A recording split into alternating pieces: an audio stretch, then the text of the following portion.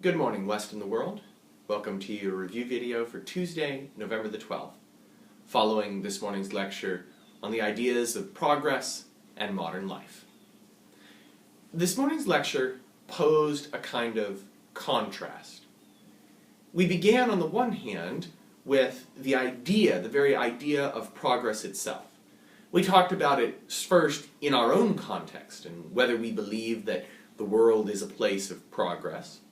But we said that in the late 19th century, Westerners in general, the common population, were convinced of the ideas of progress, that they lived in a place and a time that was characterized by improvement, growth, and development.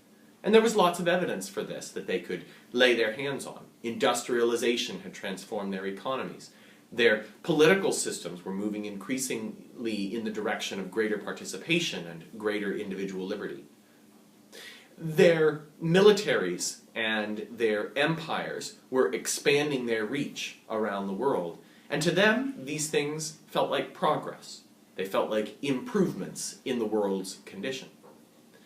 On the other hand, we contrasted that clear-cut sense of progress with the ideas, the sort of nascent ideas that are beginning to rise from what we might call the avant-garde. People at the sort of forward edge of cultural thinking who are beginning to raise troubling questions.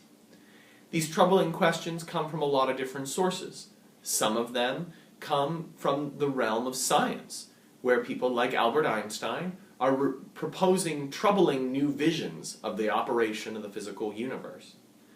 Some of them come out of the realm of philosophy and academic study, where people like Friedrich Nietzsche and Sigmund Freud are beginning to raise troubling questions, or new ideas at least, about human consciousness and human irrationality. We concluded by looking at new expressions in the visual arts, where the Impressionists, the Post-Impressionists, and the Cubists are beginning to make a radical break with the visual art of earlier time periods prior to the Romantic period. These shifts that culminate, we said, in sort of the masterwork of Pablo Picasso, Les Demoiselles d'Avignon, are going to set a whole new agenda for visual arts, a whole new way of thinking about the world. And they're one small part of a whole set of new ideas and new visions that are going to become increasingly common as we move through the cataclysm of World War I and into the full 20th century. Those are themes we'll pick up on Thursday. See you then.